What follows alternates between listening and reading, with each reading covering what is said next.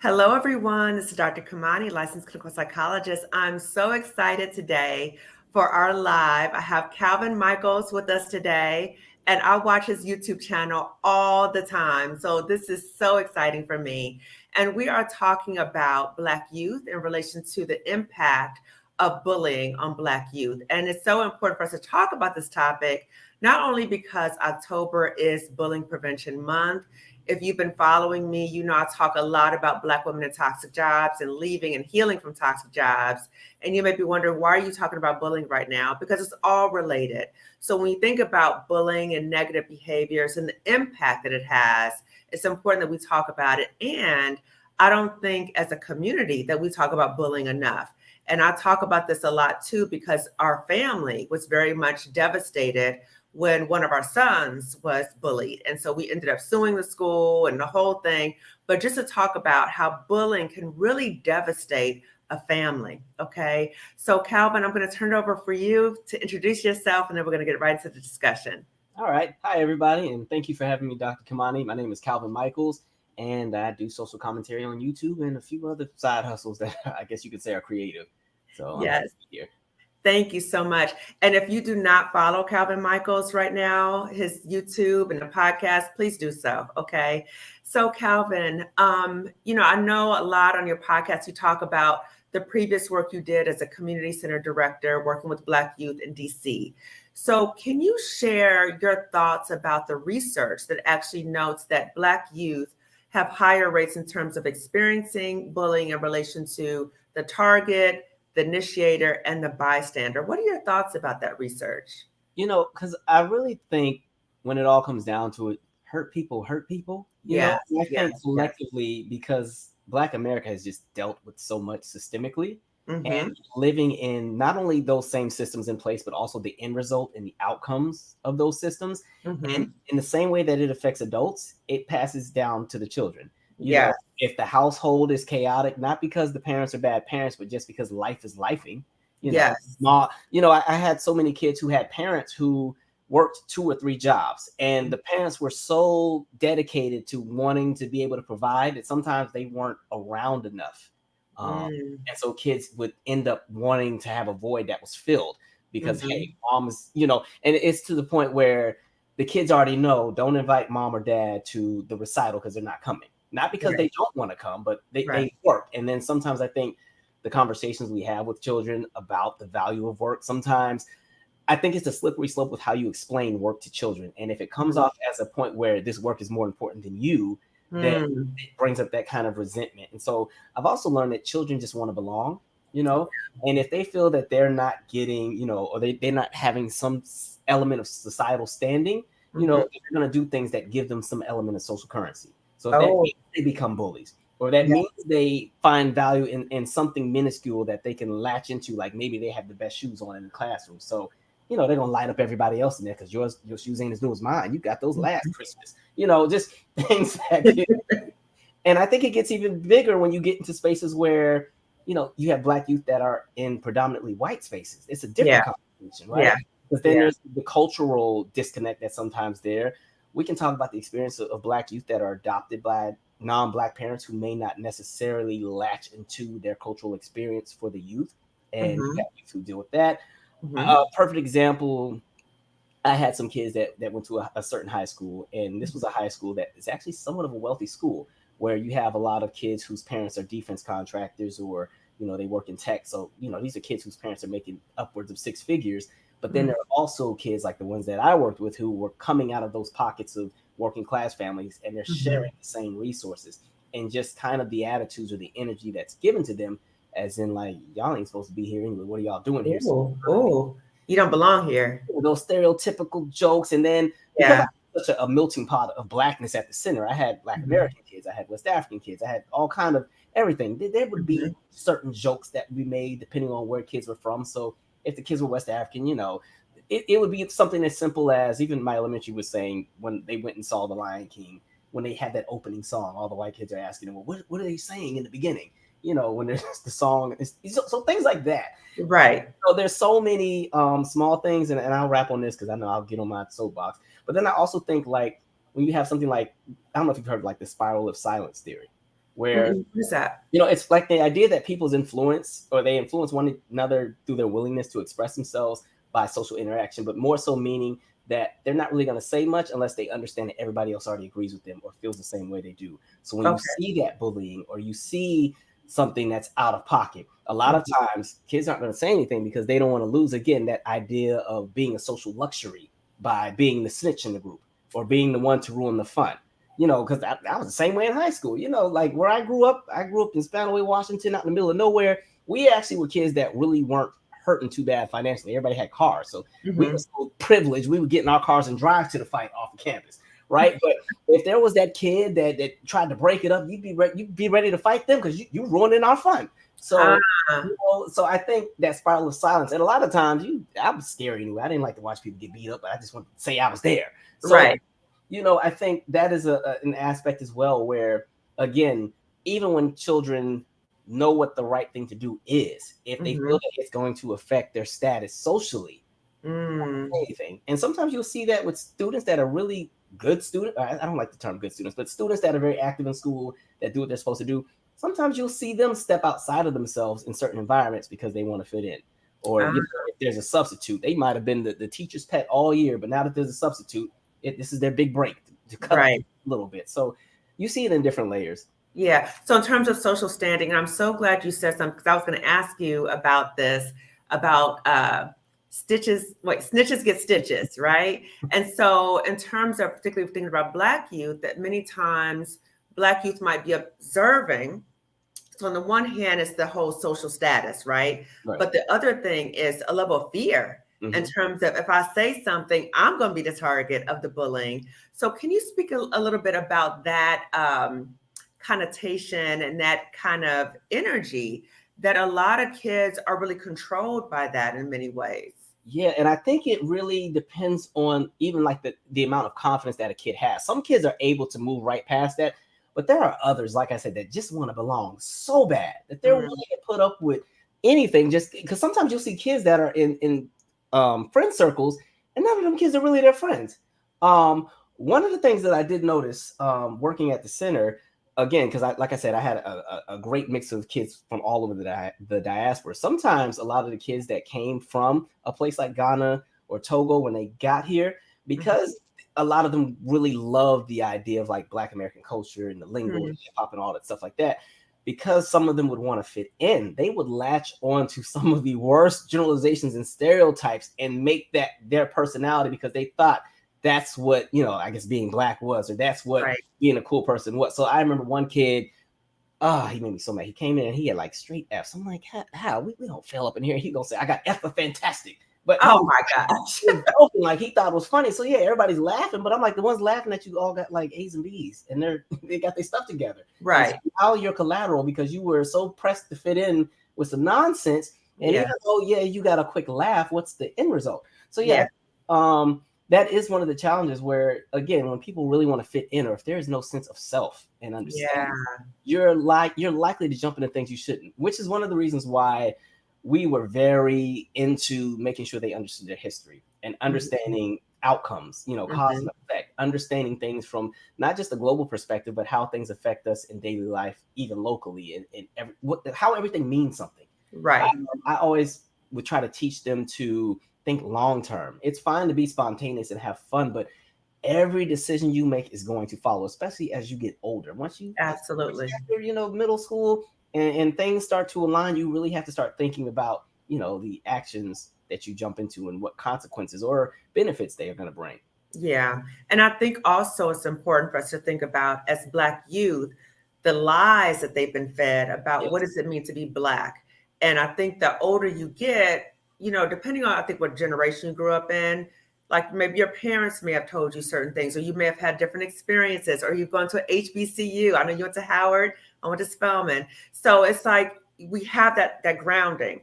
But what happens? You said no sense of self. I think that's so powerful because when you think about all the garbage that's in society and the media that feeds that narrative of who Black people are and who Black youth are. And if you don't have that sense of self and you're trying to present an image, then you kind of fall into this way of being that really highlights the stereotypes of who we are, right? So can you speak a little bit more in terms of the sense of self and the struggle with having a positive sense of self as a Black person, and particularly a Black youth in a society that is so set on showing the negative, the worst about us? And I think right now we're in this crazy paradigm shift where now it's almost illegal to talk about yourself. So when we're talking about Black youth right now in this era of anti-CRT and book Right, bans and in right, folk, and at this point, Black people are being taught that they're the problem while other groups are being taught that they're the standard. And when true. you're doing that with youth, because even as adults, the understanding of Blackness and our plight is an ongoing journey. You're constantly learning. So the idea of being a youth in this modern day and age, and the idea of just trying to understand your identity as a Black person in America is already a challenge. Like, it took me years to even just get into a space where I was, because my experience was I was somebody who grew up in a space where there wasn't a large Black collective. There were a few of us there. You'd see Black people at church and a barbershop, but in school, you expect a pepper and a bowl of salt. There's Right, kids in the class, right? You right. got just enough for the lunch table. And Yes, so for the rest of the day, when you're in music class, you're going to hear about how Eric Clapton was the greatest guitarist ever, and the Beatles were the greatest at this, and all of the great Aristotle, and all of the greatest everything is everybody but you. right, And you're here, but you're here because of the goodness of the people that brought you over here and civilized you. Like, right. that's how we were brought up. And then when you get your 2 weeks of Black history, because they're not going to do it for all of February, you're going to get about 2 weeks, and they're going to get on into everything else. You only get to see yourself getting kicked in the face because you sat on the wrong seat at the bus. You watched. Yes. And they give us a sense of our history, that our history started with slavery. And then Right? it ended in the 80s. It ended after King died, and all is well. Look at the strides. Right. Michael Jordan got 6 rings, and Exactly. everything's good. So get over it. Exactly. Yeah. So no sense of grounding in terms of where we came from. Mm-hmm. So that disconnect. And then when you talk to kids, what I've noticed is that when you talk to kids about slavery, they don't want to even associate with that. They're not like, wait, no, I don't want to associate with that. And so the language that we use is so important in terms of we were enslaved, but we came from a continent, right? We were doing all these things. And I think having that balance. So Calvin, can you speak a little bit more too in terms of the generational differences, maybe in terms of what kids maybe during your generation, what they were exposed to and their development of self-concept, and the kids now, particularly what they have to contend with as youth? Oh, I think the biggest challenge affecting this specific group right now is the influence of social media. My generation didn't have it as kids. I think MySpace came out when I was in high school. And by then, teenagers are different from elementary kids, but social media is so accessible, and it really there's benefits, but there's a lot of cons. It opens up a world of everything that you can't really regulate, because we're now in this age where even kids have phones and cell phones at like 8 or 9 years old. Yeah. But children are being exposed to so much, and it's not even just like terrible things, but even in regards to conversations around race, it's just a different space.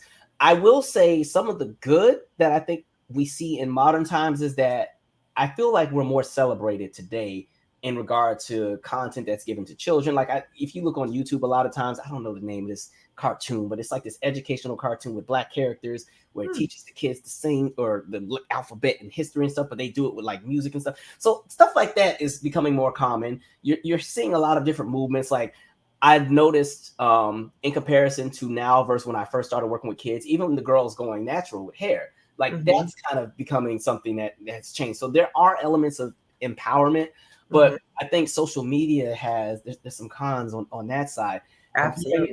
To my generation, I think this generation has access to more information about themselves than I did.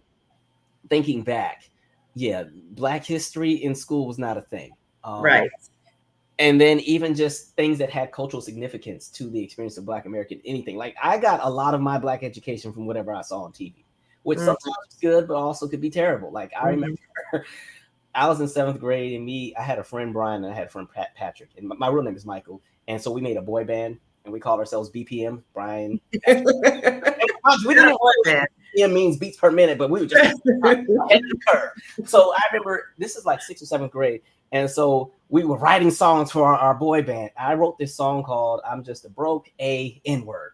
And I wrote that because in my head, that's what all the rappers were talking about anyway. And so I thought, well, yeah, this is, and I'm not going to sing it. I'm not going to embarrass you like that. But I thought it was the dopest thing. And really, it was all because the imaging that I was receiving from what I associated with Blackness. Because again, I think the experience for Black youth that live in spaces where there's not a predominantly Black collective, you're influenced from sometimes TV. I had that experience where you get sent to the South for the summer. You go live with the aunties, uncles, Christmas, and then you going back to, I was from Spanaway, and then, you know, so I just didn't have that great sense of self. And then even living in that area, BET is a network, and I'm not trying to say BET is the pivotal Black experience of culture or anything like that, but even that as a network was not available until 7 p.m. where I live, because it was a shared channel with CSNBC, and it only came on in full on the weekends and stuff. So like me getting the little niblets of Black culture was only mainly through entertainment. And you have corporations that buy entertainment companies that can put out whatever they want and tell you who you are. And so when I got to Howard, I had never even heard of Jim Crow. I thought Jim Crow I thought that was somebody's uncle or something. And so I'm like, well, who is he? Where's he? I'm all loud and wrong in class over here. Oh my gosh. Like, and I think some of it too, I think there were some generations of kids whose parents, you know, did somewhat okay, and their parents wanted their children to have that innocence to just be free without being tied to the burdens of the elements that come with race. And sadly, I don't think that's the best approach, because what happens is then you get adults who are playing catch up. You know, fortunately, my parents, when crazy stuff happens to them. Yeah, my parents did the best that they could in that realm, but you know, I didn't really get pretty much a lot of the stuff I talk about now is stuff I'd never even heard of until I had to go do my own research. So I think generationally, it's just, it kind of depends on the parent, what's in the household and the environment, and even the people like they keep around and what they consume. Because one of my closest friends that I made at Howard had a very different experience from mine. Like they weren't even allowed to like watch anything on TV that portrayed us in a negative light. So they had even stuff that I love. I was like, what you mean you ain't seen Martin before? Like they had never seen Martin, never seen In Living Color. There were certain artists they weren't allowed to listen. I was like, wow, it's okay. All right. So yeah, I think everybody has, you know, different experiences. Yeah. You know, listening to your podcast too, I remember stories you talked about Black people from different parts of the world came all together, right? And you spoke a little bit about that tonight in terms of those stereotypes about Black Americans, right? So how do you address that? So if Black kids are coming from a different country and they are being fed the stereotypes about who Black Americans are, how do you address that? And how does that play out in terms of Black Americans and then kids from other countries? How does that play out? The first 2 years at that center were hard, because every now and then, I'm not gonna lie, I wanted to meet a few parents in the parking lot. And it was because, again, and these conversations are hard because people sometimes take it the wrong way. Right. But the challenge I ran into was that a lot of the families I had that did come from the continent of Africa already had a preconceived notion about Black Americans. Even when I came to the center, a lot of the parents didn't want me there because they wanted either somebody who was actually white or somebody who actually was just West African. They didn't really want me. Oh, wait, back up, Calvin. Yes. Wait. This is in DC, right? This is DC Metro. Yeah. It's a predominantly Black community center?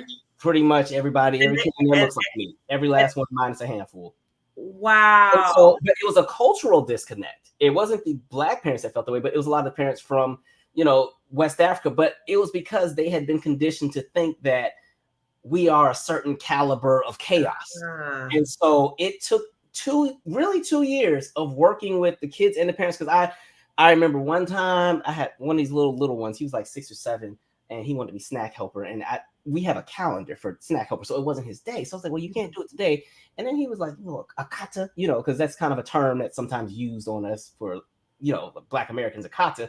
And I'm like, and it's not, some people try to say it's not derogatory. I'm like, the way he just said that, that's derogatory. And I was like, you can't even read, but you already know that. Make that make sense. And so from that moment, I was like, okay, we're going to have to reapproach all of this, because now I'm starting to see what's happening. And so I mean, the good thing is because I was there for 11 years, I was there long enough to make that impact. I was there long enough for the parents to even understand that, hey, okay, y'all got this all wrong. We fast forward, and now you have those same parents who fight against those same ideologies. They understand, because anything that I taught with the kids, I did from a global perspective. I tried to get them to understand the plight of everybody's existence. So the plight of the students who are from the Caribbean, the plight of the students who would have been Afro-Latino, the plight of the students from West Africa and East Africa, because again, the kids that were from like Ethiopia had a very different experience from the kids that would have been from Ghana or Nigeria. So getting them all to understand each other's plight.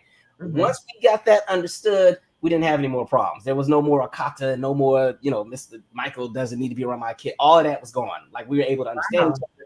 We used to have all these different events, dinners, everybody's bringing their respective cultural meals to the center. The parents, it got to the point where the parents would start bringing me, every time they went back home to Ghana or Togo or anywhere, or Cameroon, they'd come back bringing me dashikis and beads. Wow. So I've just learned over time in that conversation, a lot of times people treat each other a certain way because they just don't know each other.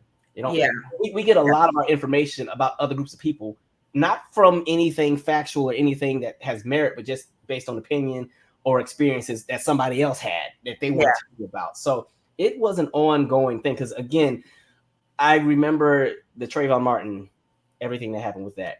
And one of my boys, when we were talking about it, because I had a program with my teenage boys, and he was saying, well, my dad said, if Trayvon would have just had his pants pulled up and he wasn't, oh my gosh, it wouldn't. I was like, Lord, we got some work to do. So then I had a whole event with the parents. Like, we're going to have a conversation. And again, the father meant no harm, because then when I kind of lightly addressed it, he was kind of saying, well, well, not you. And I'm like, that's not how this works, because you can't select which Black people you want to like. Exactly. You're trusting me with your children. So in the same way, I could say, hell with y'all and go somewhere else. But so it took time. And I don't 100% always fault the parents on that, because a lot of it also comes from fear of being sent back a lot of times. Yes. What a lot of that is. And I even had to start teaching the parents as well. Sometimes when their kids would get in trouble, they'd always threaten to send them back home. I'm like, y'all gotta stop that too, because you're making them look at home as if it's not a desirable place. Like, their homes are punitive. In the same way, I had to learn that you don't make kids read as punishment.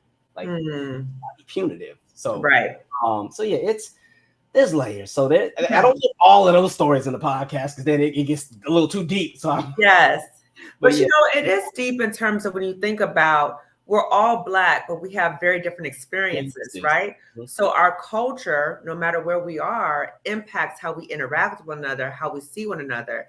So did you see issues of bullying in relation to different backgrounds coming together, even though we're all Black? Did you have those experiences? Fortunately, that wasn't really an issue. Thank God.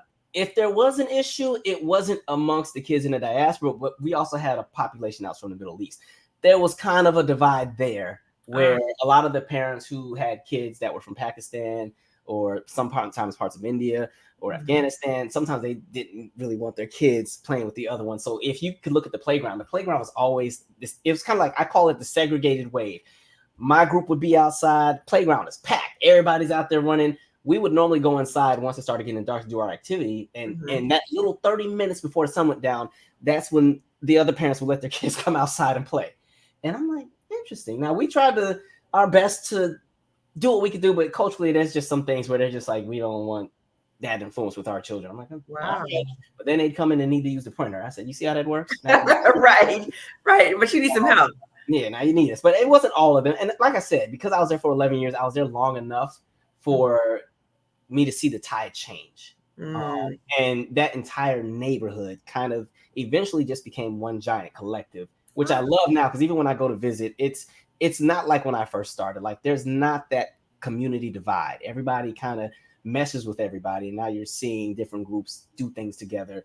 And so it's kind of like that neighborhood they protect each other, which I love. So, but not everybody gets 11 years to do that. So that's not everybody's going to have and again, even with my staff, I had the same staff for pretty much the entire 11 years. So it was a team of us, which was really great. And one of my coworkers is actually from Liberia, which was perfect, because in moments where there may have been something I couldn't understand culturally, she could get hip to it, and vice versa.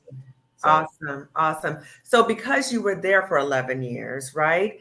If you can share with us, what were some of the short-term and long-term effects that you witnessed in relation to bullying? So for the target, the initiator of bullying, and the bystander over that course of time. Yeah. I'll definitely say in the beginning, because there wasn't that full camaraderie amongst Mm-hmm. everybody, Mm-hmm. there would be some elements where culturally a kid might get made fun of because of something. So like they always had, especially for kids that were coming from the continent, like they Mm-hmm. always had the term fob, which meant fresh off the boat. So kids that would have come here who had thick accents and was still Okay. wearing their sandals in December, I Mm-hmm. used to have to check some of the other kids, like what we're not going to do is start trying to light them up for still embracing what it is they come from, because technically you to an extent come from that as well, depending Right. on your experience. So what we're not going to do is that. So like those kind of things we had to work with. Mm-hmm. In addition to that, one of the challenges which I found interesting was it was kind of the opposite, because I know when I was a kid, some people got made fun of for being smart. Mm-hmm. This center, kids got made fun of for being slow. So it was kind of, we'd have to work that out sometimes with a lot of the kids, because if you were somebody who was not, you were behind on something. And I guess it's everybody's experience, because I'm thinking back to middle school. If a kid couldn't read, sometimes you might, terrible. But Mm-hmm. that was like one of the things that I would see. As far as like the initiators, it usually was something in relation to resources. So if they were going to do something that was about somebody else, it was either their clothes or somebody got a jacked up haircut. There's always them kids whose dads be cutting their hair. I was one of those kids. Cuts their hair be jacked up, and they got to still come. Yeah, so that kind of stuff. Fortunately, it was never. I've never had like the really, really intense issues. Like colorism wasn't really a thing. Fortunately, we never really had the light skin, dark skin thing going too much. Mm-hmm. Mm-hmm. Fortunately, thank God. Even with the girls, it wasn't really an issue, which was really, really good. Mm-hmm. Because like the team I work with really taught the girls to embrace all shades of their brown, and so it That's was, amazing. yeah, so that was really, really good.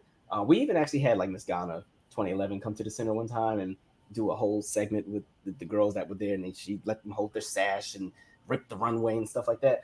So like the thing with bullying at this center, what I tried to do, or I tried my best to do, is get them to understand that this is a collective. When you Hmm. think as a collective, you want the entire collective to do well. When you think of just as just an individual, it's all about you, yourself, and your feelings.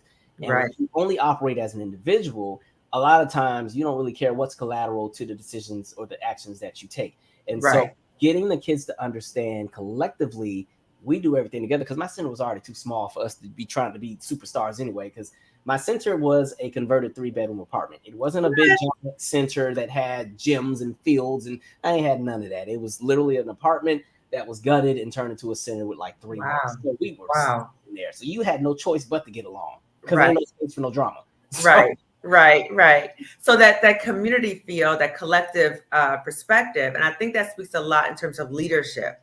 So yeah. when you think about schools and we think about anti-bullying policies, right? Hmm. I know for our family and for our son, what was concerning was that the school didn't uphold their anti-bullying policy. So when they don't do that, then the other kids feel like, oh, we can get away with it. There's no real consequences. So what would you say? Because it seems like your approach was very different compared to what I see in many schools. Hmm. So what advice would you give to school administrators or school staff in relation to bullying behaviors and how to address it and prevent it? Yeah, and now that you mention that, because I think back, it'll come in the podcast in probably about 8 more episodes. I got a long way to go, but I had a student.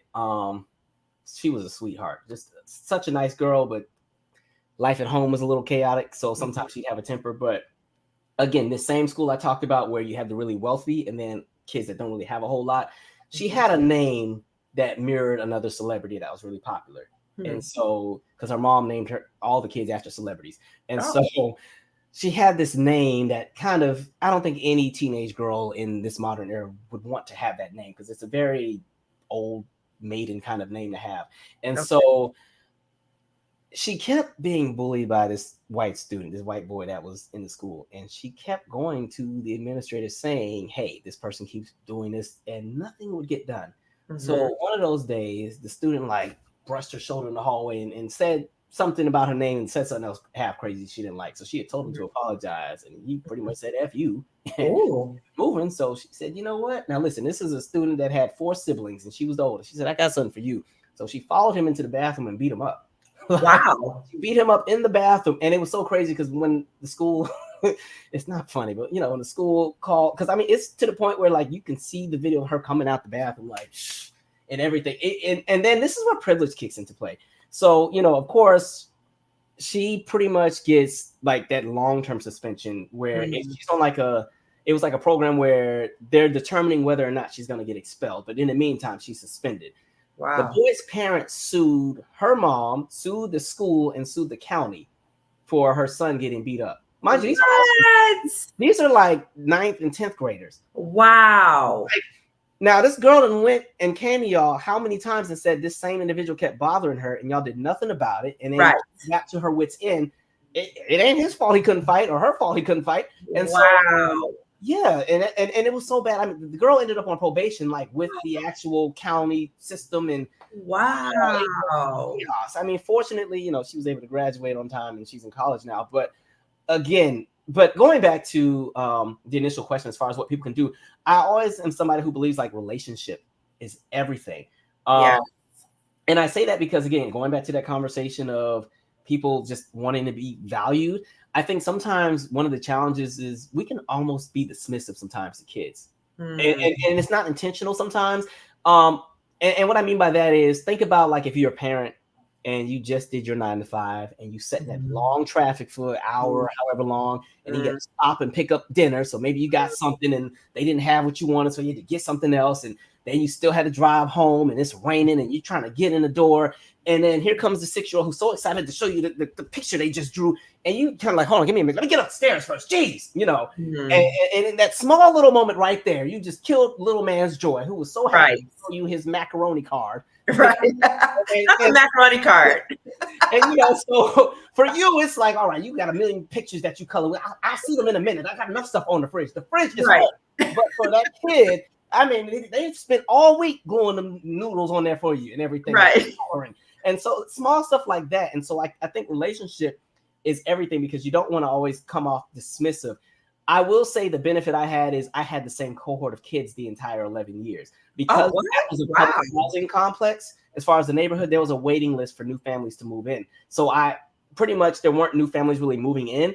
And so the kids that I started with that would have been in like kindergarten or first grade, they were high schoolers by the time I left. There would be some new families that move in after 2020 because they opened the waiting list. But because of that, I got to have that same cohort of like 70, 80 kids the entire time. So that relationship is established. And when you have that, you can understand each individual child. And you kind of know what their triggers are. And when I'm talking about triggers too, also like recognizing that things that affect them in class will affect them at home and vice versa. Sometimes like when you really have that established relationship with not just even the kids, but even their parents, and you kind of understand their family structure, you can kind of take note or understand when something is out of pocket. And also recognizing like what a child's I don't want to say triggers again, but things that put them in a space where they are uncomfortably vulnerable. So like something as simple as calling on a kid in a class. Not every kid is comfortable speaking in front of groups. However, and because we do a lot of academic stuff at the center too, where kids would have to present and stuff. So rather than me just spontaneously calling on a kid that I know is going to freeze up because they're nervous speaking in front of everybody, I already know what it is I want them to do. 2 or 3 days before, hey, I'm going to make up a kid, Joel. Yeah, Joel, this is what I'm going to do. Hey, so I want you to be my special blah, blah, blah, blah, blah for this. And so I'm going to give you this. And maybe it's whatever we're talking about. Say we're talking about, I don't know, we're learning all the countries in South America, right? So, here is Paraguay. Like, here's a picture, and you pretty much give them like a worksheet or something that they can do where they're in 2 days when I'm going to talk about Paraguay. I think I have somebody special who wants to share with us. Great. Paraguay. That's better than calling on the kid, knowing he's going to freeze up, then getting an attitude because he got an attitude. Now he cussing and he want to throw a pencil, and now he got to get out. You tell him Right. to get out of the classroom. Now he's embarrassed because there's an audience. The Yeah. other kids are annoyed because if he doesn't get out, he's gonna mess up the pizza party for everybody else. So everybody's hounding in on this one kid, like, oh my Yeah. God, get up. Like understanding, like each child has their own spectrum that they're on. Not spectrum as in being autistic, but just a spectrum in how they do things. Yeah. And so And how they learn and how they excel. Yeah. so different. Like I was a kid that I loved attention. I loved to talk and be the center of attention until it was time to read. Then I did not want to read in front of everybody because I'd be it took a minute. And so yeah, and then also understanding that as adults, when we make mistakes, that we should be comfortable with apologizing to children when we've done wrong, right? Because sometimes, that shows the child that you value them and how they feel. And you respect them. Yes, and you respect them. Yeah. And that gives them a place where they feel, okay, because you respect me and you value how I feel seen.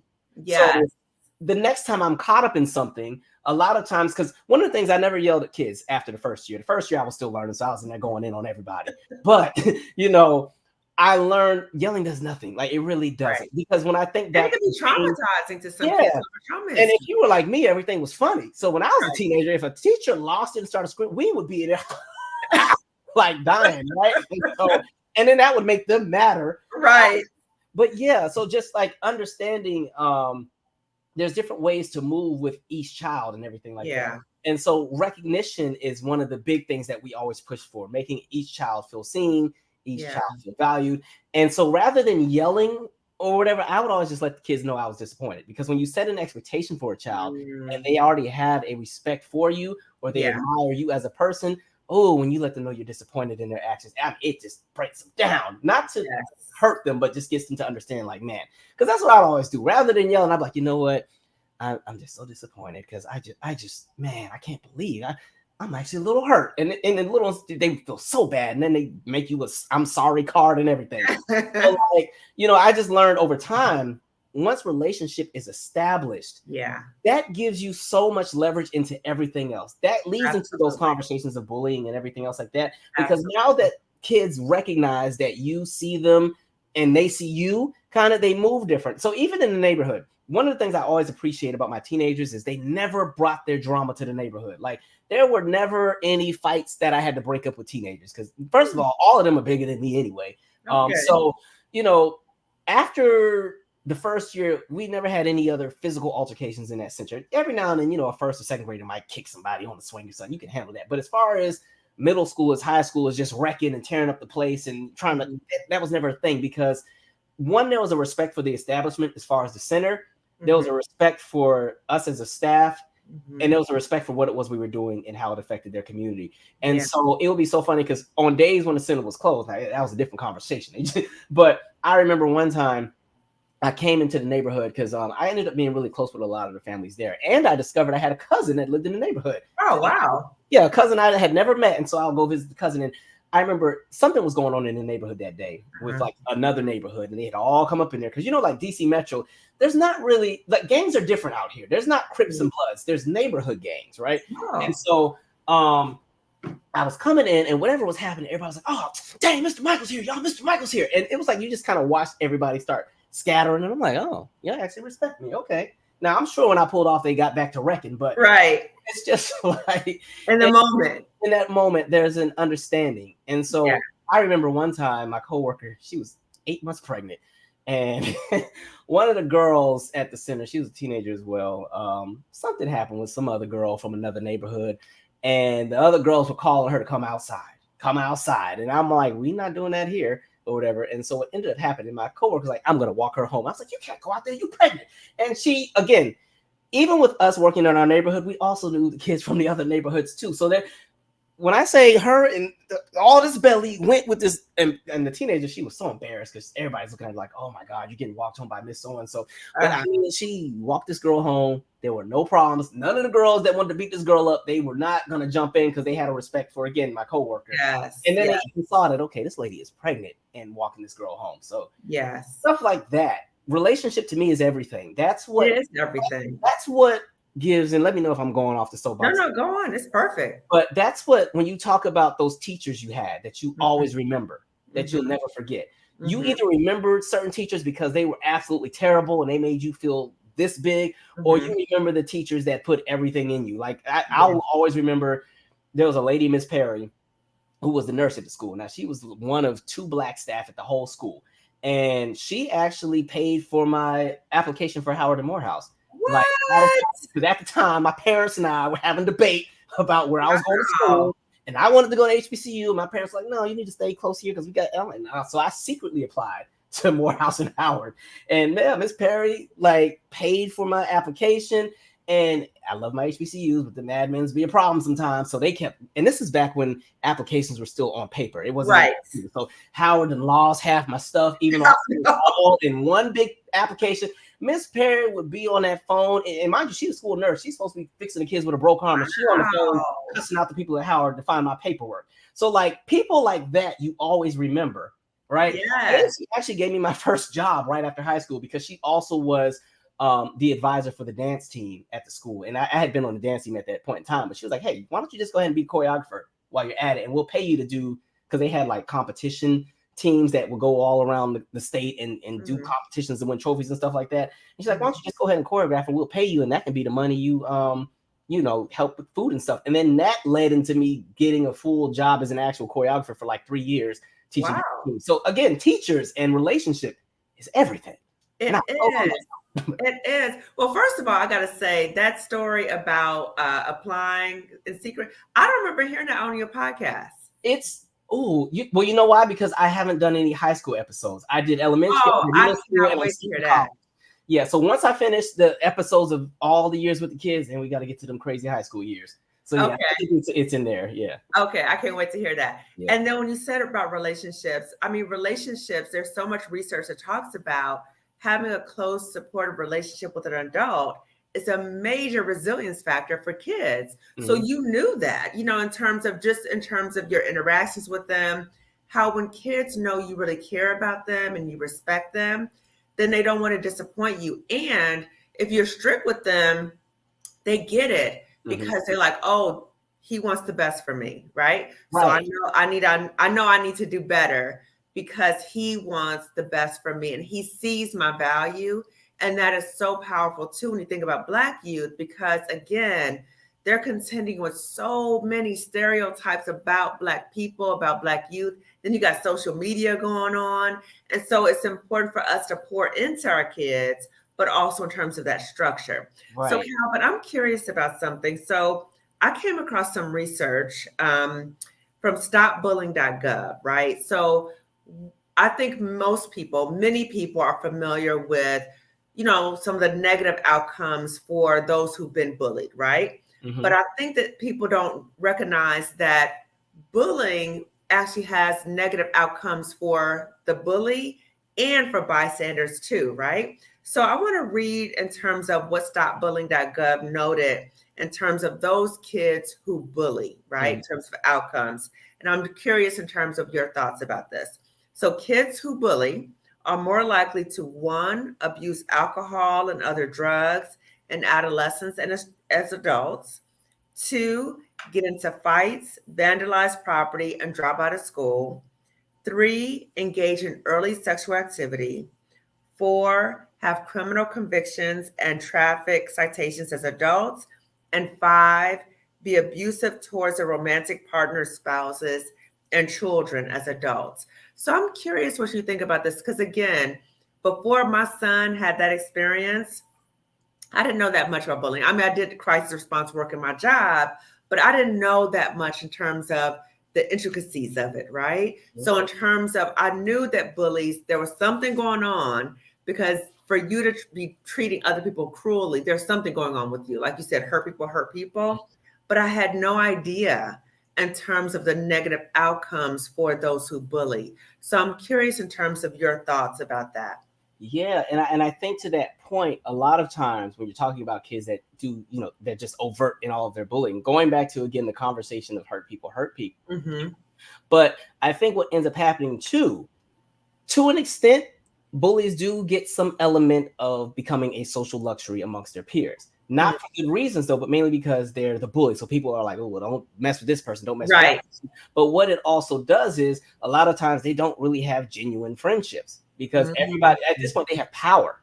Yeah. So times with bullies, Out of fear, based out of fear though. They have power based out of fear or Yeah. based on some kind of, retaliation element, but Yep. they aren't genuine peers that they're close to. They have a handful here and there, but because that element of belonging is not there, now nobody wants to deal with them, Right. so they're not getting invited to the sleepover or the skate party or anything else like that. And because they get on everybody's nerves, they're not going to have a date to the little middle school dance. No girl wants to go with them, or no guy wants to go with, vice versa, and everything else like that. When they're doing a class assignment and they got to get in the groups, because they're the bully, they get on everybody. Nobody want to work with them. And so over time, they just build more animosity. Their bullying gets more intense. They gain more power, but not relationship. And when we fast forward to them becoming adults, the same way that they treated their peers as kids, they do that to other adults. And that's why I think issues in relationships, run into issues with conversations of authority when it comes to working or anything like that. I just think there's so many layers and it's tied. And I think, again, if they're already also not getting that affirmation at home, it's just a free-for-all. Just go out there and do what you want. It makes me think too, and this is almost kind of a catch-22 in this scenario. So there was definitely one kid that sort of was a bully, but he was a bully because he was using it as a coping mechanism because academically he was really behind. So he came from a family that moved around a lot. And so he was in 5th grade, but probably reading at a 2nd grade level. And so what he would often do, and I remember one time, because we always had an annual spelling bee amongst our center and all the other centers, and we get all together and do the big thing.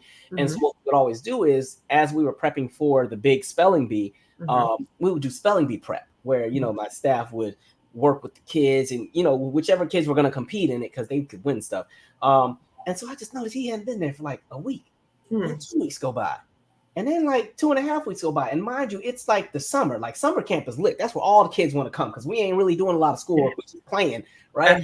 And so I called the mom. I was like, hey, I haven't seen, so-and-so. Is he okay? Because you paid for these 2 weeks, but is everything good? And she was like, oh, well, he said that y'all are doing some kind of spelling thing, so he doesn't want to come.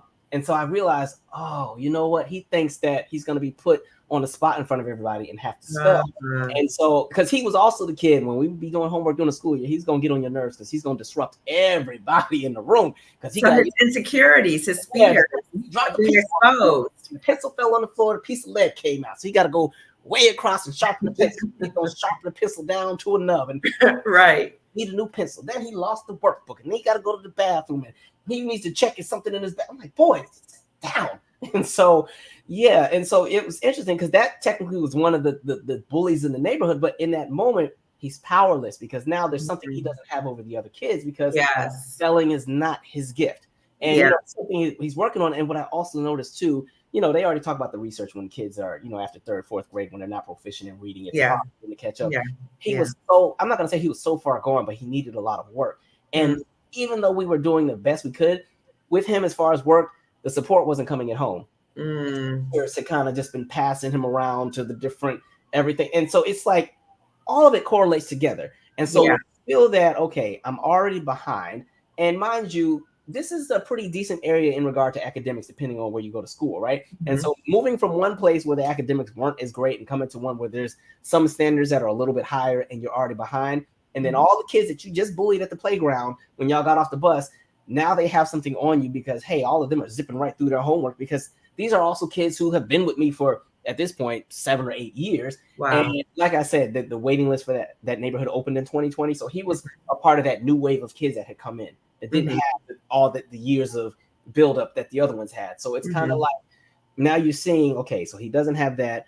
Mom is not really helping with schoolwork because she thinks the teachers are supposed to just do everything and be miracle workers. And then if she calls me, it's because she wants me to yell at him because he done stole from Walmart. And so, there's that. And then again, no real actual close friends, associates that will run together. But when stuff hits the fan, they push and throw him under the bus or they go their collective friend groups. And so isolated, I'm going to bully everybody.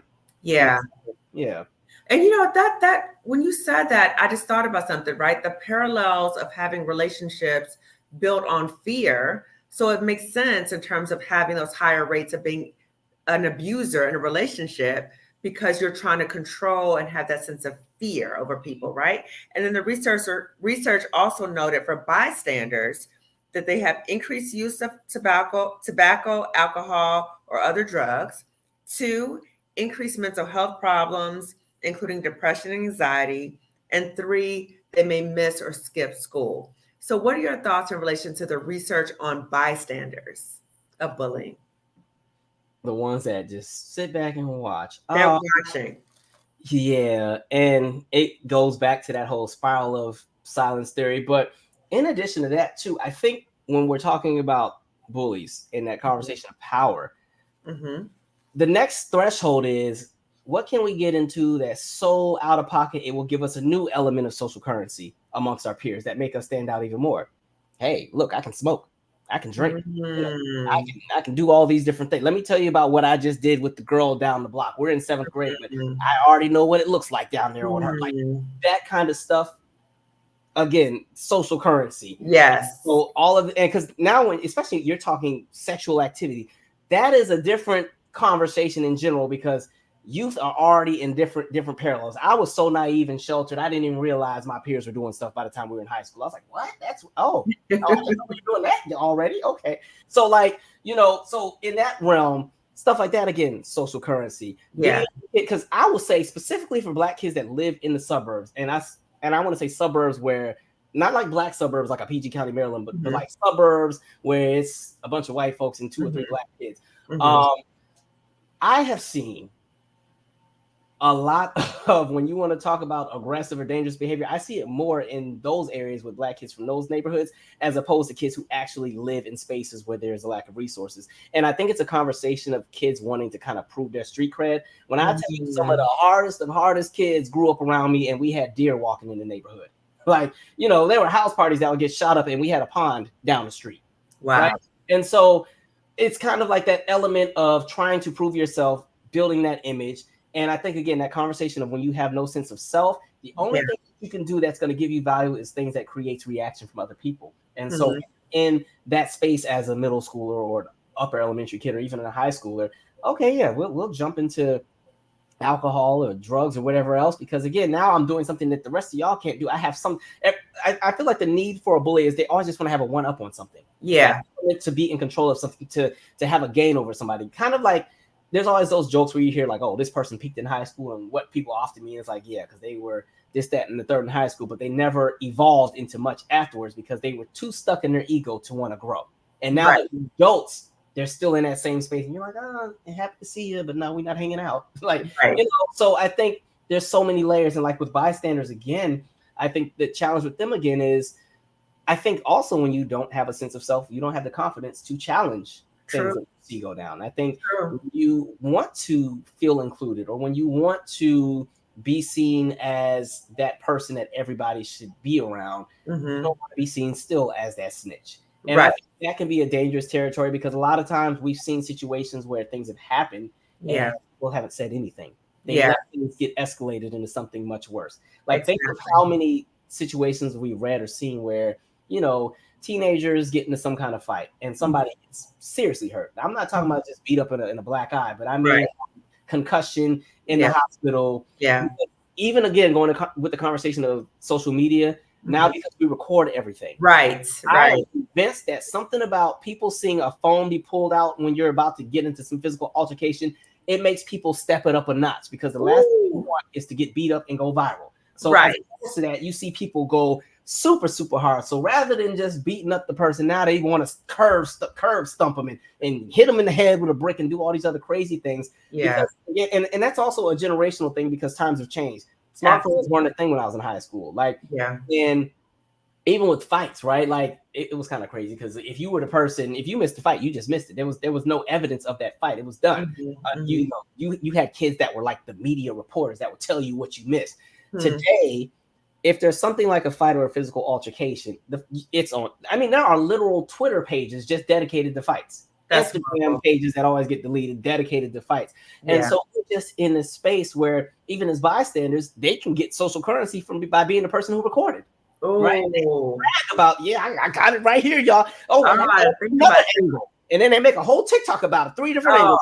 And you watching the kid just get hit from different angles. I'm like, Lord, And I definitely had to have that conversation with my teens, as well as being careful with that bystander stuff. Cause I'm like, Yeah. in this modern day and age where people really are not well, and everybody, when they feel hurt, they want everybody to feel theirs tenfold. And you're watching all these mass shootings and everything. I was like, the last thing you want to do is be a face in the crowd when somebody decides that everybody who just witnessed this is going to suffer, Right. And Right. so I think there's so many layers to it, but this Absolutely. space where we're more connected has created a space where we're actually more disconnected from reality. Exactly. Exactly. And I'm wondering, because when we talk about all of these research effects, right? Particularly on, like we know, of course, those who have been bullied in terms of how we talk to parents in terms of offering the kids support and all that, right? But what about the kids who bully and the bystanders? So what message would you send? What message would you say to parents who have a child who engages in bullying and or is a bystander? What message would you want to share to Black parents? That is a good question. Ooh, one, I think some parents are going to have to be just more observant about their child in general. I think a lot of parents don't know their kids at all. They really don't know their kids. But I think with that being said, there has to be more conversation about, again, that conversation of long-term effects, right? And that conversation about how things we do affect everybody around us to an extent. And I don't know if we're always having those conversations. And I think when it comes to parents who have children that are bystanders, because I always used to tell my kids, like, I get it. When I was in middle school or high school, I wanted to see every fight because we were so. Brooke Valentine had that song "Girl Fight" that should come out, and it used to be a point where whenever any girl in high school was getting in a fight, everybody would blast the Brooke Valentine song "Girl Fight" as they would have it blasting while the two girls just wrecking. Oh my gosh, we were terrible. So, or we would play Ludacris. The soundtrack to the fight. Literally, man, oh my god! And mind you, I was not even a fighter. I was the scariest one out there, but would be one of the main ones watching. Just because, again, that social currency, but, helping parents to understand that, in this day and age, we've also seen so many kids who ended up being collateral. They weren't even a part of it. And somehow either ended up killed or hey, they might have even caught some kind of charges, something, right? Because they were in the space. But teaching parents to more so have those conversations, I think when you can build a lane of trust with your child, it creates a different space where your child is more apt to actually listen to what you say. I felt that my relationship with my parents became really, really good once we learned to listen to each other. Because I was a know-it-all, they were a know-it-all, but they were also, I'm mom and I'm dad. You're gonna do what we say and just shut up and do it. That's how I was brought up. And so as we got into that space where, okay, let's actually hear each other out here. It created a space where, okay, now I'm comfortable enough to be vulnerable with you guys and tell you how I really feel about certain things. Because I was definitely a teenager that didn't share nothing with my parents. Like because they just nagged too much for me. Everything was a problem. So I wasn't telling y'all nothing. And so I'd be invited to different banquets and stuff, and they didn't even know about it. And I come back like, where were you at? What award did you get? You didn't invite us? No, because y'all do too much. So like breaking out of that kind of relationship and getting into a space where there's dialogue, there's conversation, because honestly, some of these parents don't even know their kids are bullies. And then some of these parents are bullies themselves. You go and call the parent out. And man, I have had some parents where I'm like, I have no words. Like what are you modeling for your kid? Yeah, and again, because it goes back, hurt people. Some people never recover from their hurt, and they become adults and have children, and the children see the patterns. And some of these kids are just a straight up mockery, not even a mockery, but pretty much a clone of their parents and how their parents do things. Right? You can see it all the time. But I think there definitely has to be more conversation about understanding relationships and a conversation of empathy. Yes. Empathy is everything. That was something I had to learn. It took me years to understand empathy because I was just always a very stoic person. Like I was never really emotional until I started working with kids. It was really hard for me to have empathy for other people's experience because I always thought, well, nobody dealt with what I dealt with, so whatever, too bad for you. So learning how to understand empathy and seeing the humanity that exists in everybody. I think when people bully, it's because they don't see the value in that person. Because again, they're doing something to help them climb up whatever. Exactly. They're so insecure. They're trying to step on other people to help them feel better. Yes. Mhm. And Yes. it's just something that makes them, and mind you, it's only a temporary element of euphoria anyway, which is Right. why you have to keep doing it so much, Right. because you only get so much from being the bully as far as that power you get. The power ends as soon as the bullying stops. The power Yes. ends as soon as that kid goes home, or if that kid is in a space where it doesn't affect them anymore. Now, okay, well, now I got to figure out another way to do something. Like I remember this one kid that I don't know what the problem was, but for some reason nobody liked him in high school. He was a really nice kid. He was like 6'4", but for some reason everybody was trying to fight this kid every week. And then I realized he didn't really do anything. It was just kind of a territorial thing. We're all, again, black kids in the suburbs. There's only so many of us. Everybody already has their locked in crew. Here comes the new black kid that's 6'4". All the girls are crazy over him. So all of a sudden, all the dudes got a problem. I don't like how he said it. I don't like how way he looked at me. And Right. so when I say somebody came to fight this kid every week, it was to the point because he lived in the neighborhood next to mine. Like I lived in this neighborhood called Olympic View, and he lived in Taylor Point. And I remember one time because it was like he knew every day they were waiting for him at the bus stop. Oh my And gosh. kids drove, so you'd be on the school bus and everybody's outside. And I used to be like, why don't you just stay on the bus? Because I would have slipped down in my seat and got to the next stop. Right. For him, he's well, I ain't no punk. Okay, and then he get on off and they drag him in. And then what happened is one day it got to the point where, because this is so lame, you also have those kids that graduate but still hang around the high school. There was a guy, You got no life for had real. to be like 19 or 20. He showed Oh up, my he gosh. showed up with brass knuckles and knocked this kid out. And Wow. I didn't see it. I just heard about it. Wow. And that kind of woke a lot of folks up because everybody felt so bad. I mean, and this kid was like, he was probably your complexion, and like this whole side, it took probably a year for all that to heal. Oh my I God. think that was kind of a wake-up call where, again, that conversation of empathy, everybody realized in that moment, okay, this was too much. This was too much.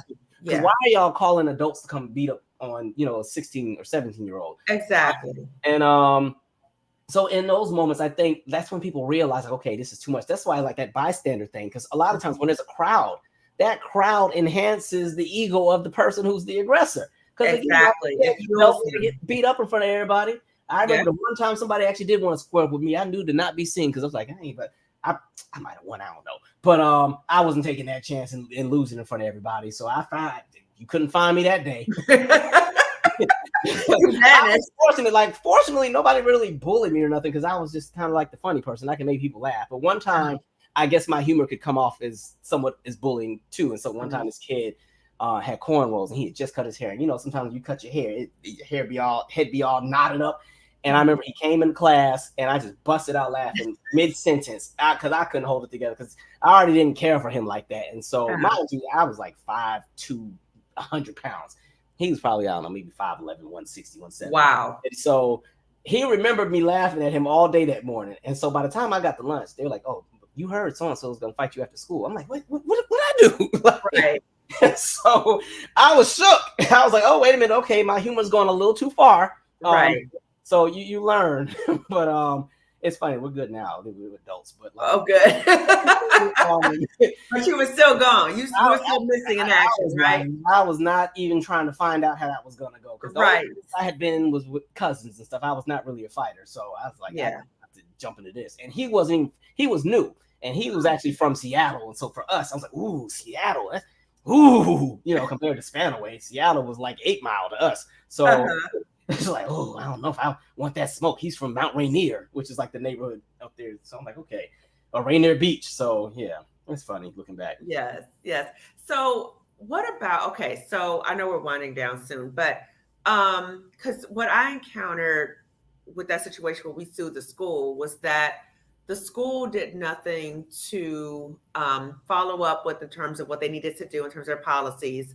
But what was very disturbing was that the parents covered for their kids who were the bullies. So the parents were like, oh, they were just joking. Oh, right. So can you speak to what is the danger of that in terms of parents not holding their kids accountable when they're hurting other people? It enables the kids to continue to do whatever they do. When a kid realizes that their parents aren't going to do anything, as somebody who works in youth development, you have lost them unless you can build such a strong element of a relationship and a respect that they have for you.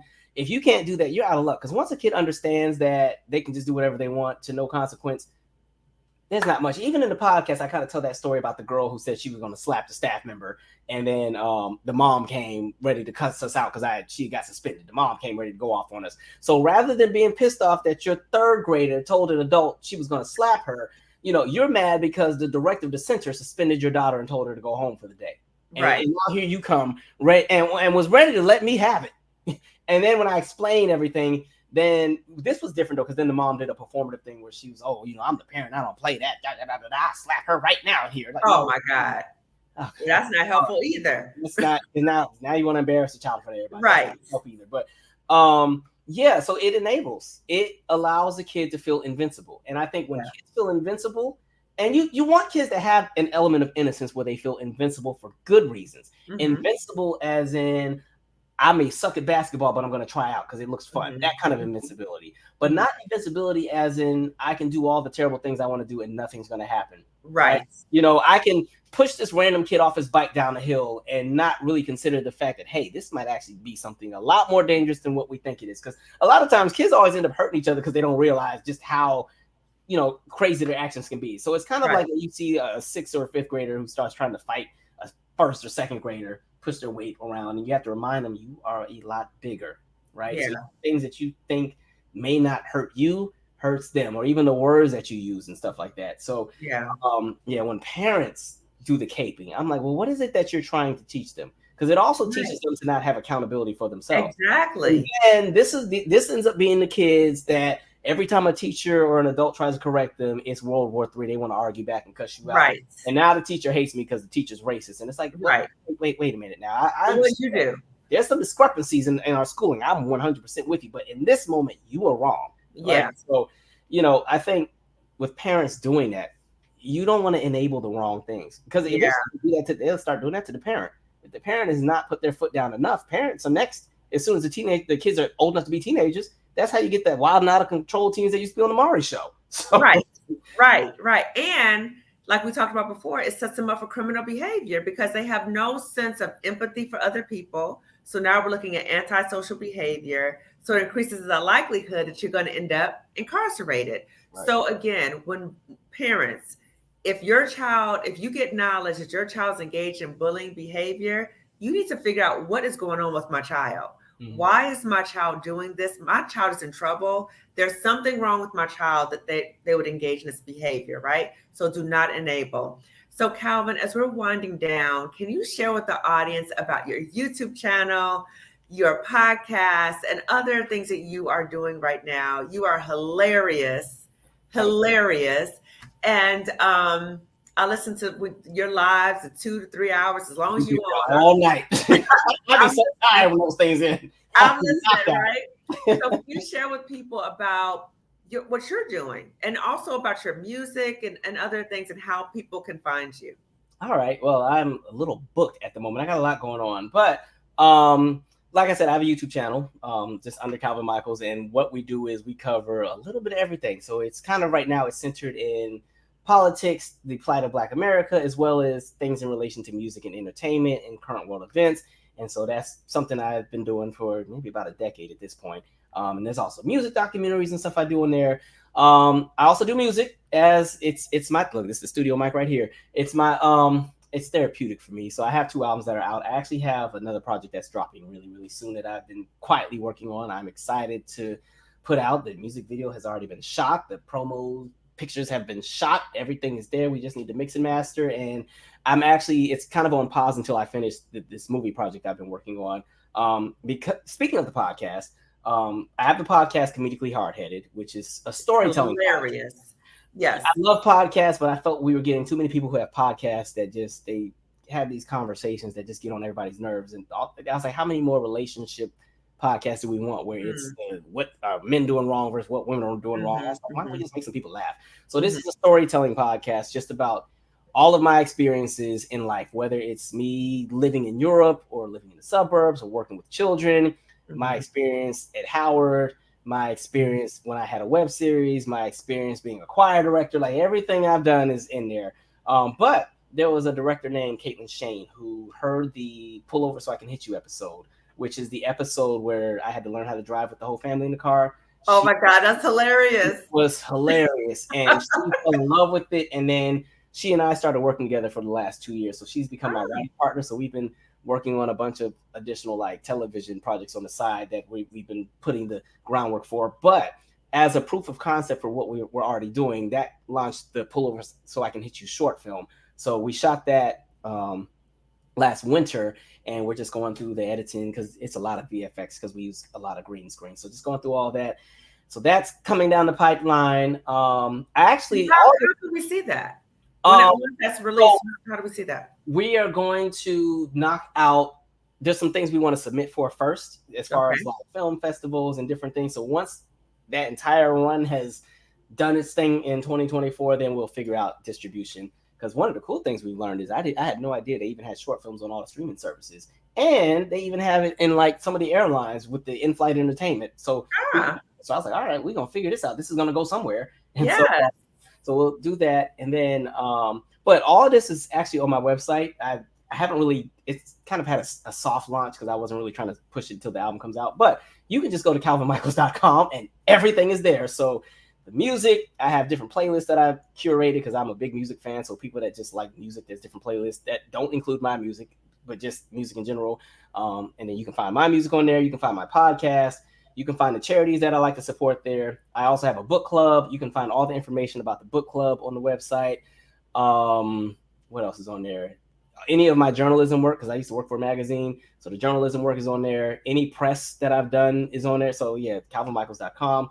Fortunately, I was smart and I bought my URL like 10 years ago. So thank God I finally used it. So yeah, I have a lot going on. I'm excited about 2024. Awesome. Okay. So Calvin, just briefly, I just want to read the chat right quick before we end.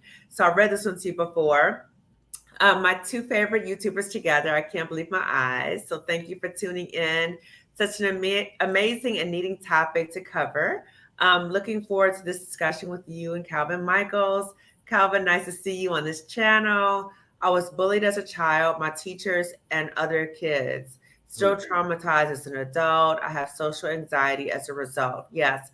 So bullying is a form of trauma, and it is very important to get that support and that therapy because, again, it can have that long-term effect. So thank you for sharing that. I'm very sorry that that was your experience. Okay, we got Calvin on the live. Sense of self, yes.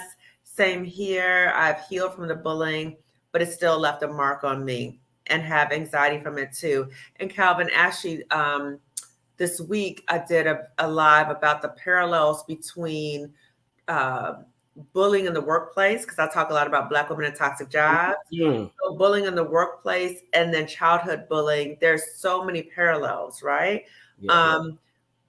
Yes, people so overworked and stressed out, they don't have the patience for their kids. Yes.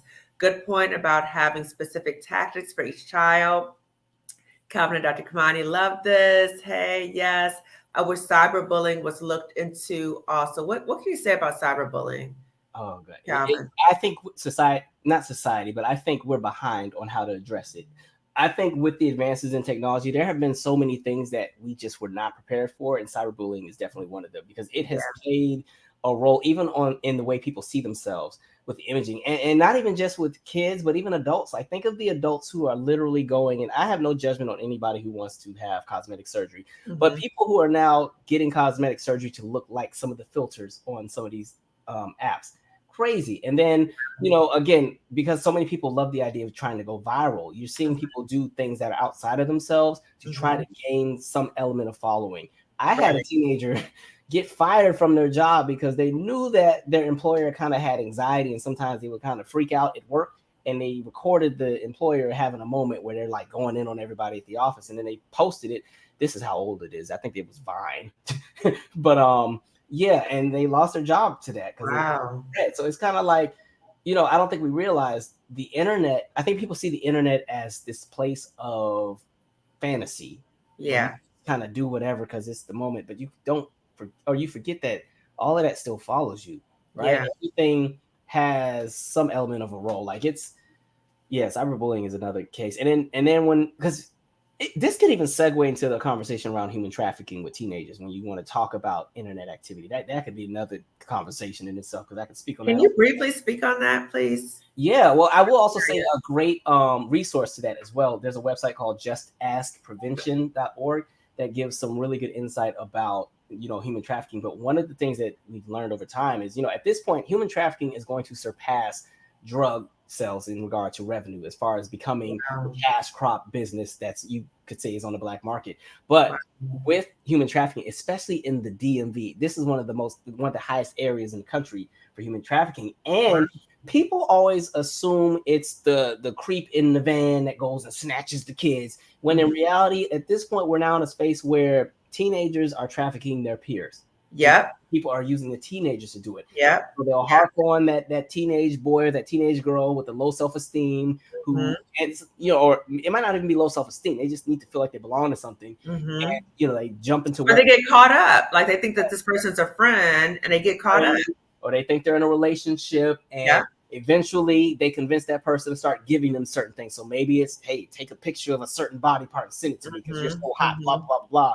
Fast forward, after this kid has sent so much stuff, now that person is going to weaponize that. And hey, if you want to do this, this is going to end up on your school's Facebook page. Well, kids don't use Facebook. It's going to end up on your school's Instagram page or whatever else, or TikTok. And now now this kid is locked into something crazy. And a lot of the kids who are being trafficked are still coming home every day. It's not them being kidnapped and being sent to Sri Lanka, but they're like, some of these kids. I met a woman who lived in Manassas, Virginia, and she was one of those parents that was super involved. One of those parents where when the kids say they're going to somebody's house, they want to know the parent's name, what the address is, what's the phone number. She was that kind of mom, and had no idea that her daughter had been trafficked for 3 years, because the daughter was every day. Wow. Takes place between the hours of 3 and 7. Wow. Right? That's why after school programs are important to keep the kids have things to do. But so this girl was coming home every day, and mom had no idea. Wow. And mom eventually, from what I understand, started to recognize something was wrong, because she started to notice that the daughter was starting to use drugs, because I think they were starting to use drugs to kind of keep her in that space. Because that's the other thing, if you can get somebody hooked on something, whether I always say drug addicts don't intend to become drug addicts. They just, something happened, they got a hit, now they need more of it, right? And so when you get those victims of trafficking who are trying to get out, if you can get them drugged up, now they're hooked. They need that fix, right? And so that buys you some more time, right? You might get another 6 months out of them, and so on and so forth. So trafficking is crazy, and a lot of it at this point is being done through the internet. It's through Instagram, Twitter, TikTok, Kick, WhatsApp, like all of that stuff. So I appreciate you sharing that, because I think a lot of us are really behind. Like, we don't really know the up-to-date stuff about that. So I appreciate you saying that, Calvin. Talked about, we had a parent come to the school last year and make her daughter fight another student. Oh my gosh. I got family members doing that. A hot mess. Yeah. And it's so hot mess. And I think that's one of the challenges you run into, because I get it. You don't want your kid to be too soft, or you want your kid to have a backbone, but it's kind of like, well, where does the line get drawn? Right. Because there's always been those parents that sometimes do that. Should I tell this story? Okay, I'll be quick. Yeah, so again, in the center, in the neighborhood, right? So like I said, I had that wave of the next group of kids that came in after 2020. And so there was a girl in the neighborhood, sweet girl. I thought she's a lovely girl. She was about 10. But she was big for her age. You would have thought she was 15 or 16, right? But she was very, very, she's still very youthful in how she did everything. And so one of the other girls in the neighborhood, another girl that had just moved in, had beef with her about something. So she beat the girl up at the playground on the weekend or something like that. So the girl, the 10-year-old, went back to tell mom.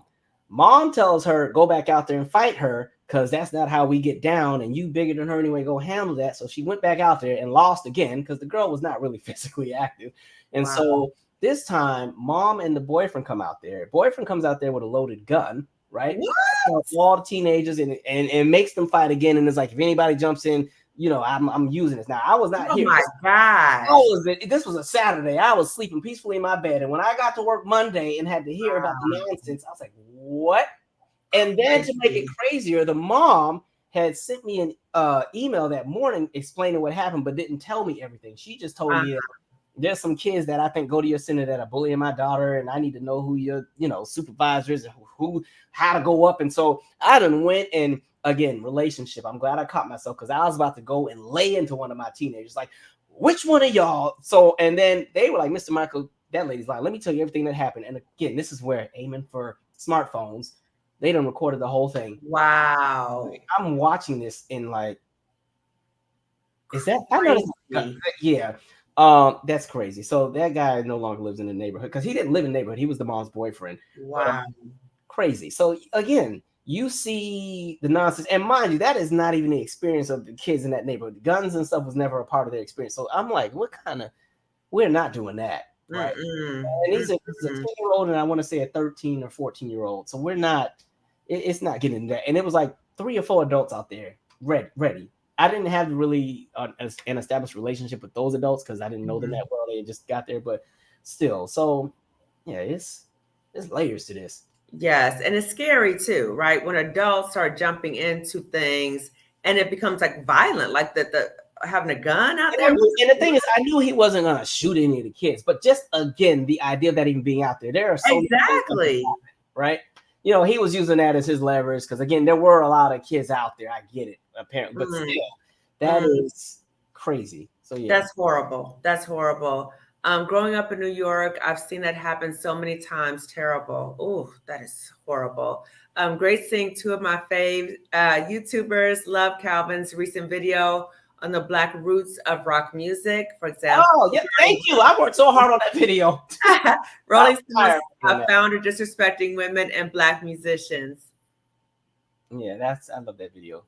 Yes. I love your work. Okay, Calvin, keep it up. I love it. And I'm waiting for, you're going to do one on Janet Jackson, right? Aren't you going to do a behind the scenes on Janet Jackson? I mean, I did So What Happened on Janet Jackson already. No. Weren't you going to do like you know how you do your story about like you did the Toni Braxton one, right? Yeah, this is Janet Jackson one. There is? Yes, you got to catch it. It's the Janet, the Meet Joe album. So everything that happened after the Super Bowl. Oh, yeah. If you go on my different playlist, just go to the Happened playlist, and the Janet one is in there. The next episode of that series is actually Mariah Carey. So we're going to cover Glitter through the Emancipation of Mimi. So this one will be different. Normally I do it where they're on the top and then something happens and you see the project that doesn't do as well. This is going to be the reverse where she's at the bottom after Glitter and she has to come back. Okay. So, yeah. Okay. Well, can I ask about another one? What about Phyllis Hyman? Have you done Phyllis Hyman? I have not. We actually just did her book for the book club. Her book was our last selection for the book club. I don't know what I can do with Phyllis. I want to do something different with her. And I say that because if we're talking like sales and everything, she just never had that fair shot to begin with. So I have a different approach. But what I have started, there's a new series called Music Talk. So that's where that video is that the user was mentioning about the Rolling Stone bit. So with the Music Talk, I probably do a Phyllis Hyman bit in there because she has a very dynamic story. Yeah. When you just talk about the conversation of mental health and then the impact of the music industry and the skills of the music industry and mix it all together. Yeah, that's a conversation. So yeah, there could definitely be a really good in-depth conversation on Phyllis. If I did something on Phyllis, I wouldn't focus on why an album didn't sell what it sold. I would so focus on just her experience because I would love to see that. I would love to see that. So everyone, thank you so much for tuning in. Calvin, thank you again. I'm so excited that I watch Calvin all the time. And I was like, okay, I want to do something about bullying and Black youth. I'm gonna reach out to Calvin. I literally just contacted him and he responded back. So I'm so thankful that she responded back to me. And then for everyone who is watching this video, please give this video a thumbs up. Please also subscribe to Calvin's channel. Okay, it's really good. And then subscribe to my channel as well, Lifting Us with Climb Consulting Wellness Services. And I will see you next time. So thank you for tuning in. Bye. See you.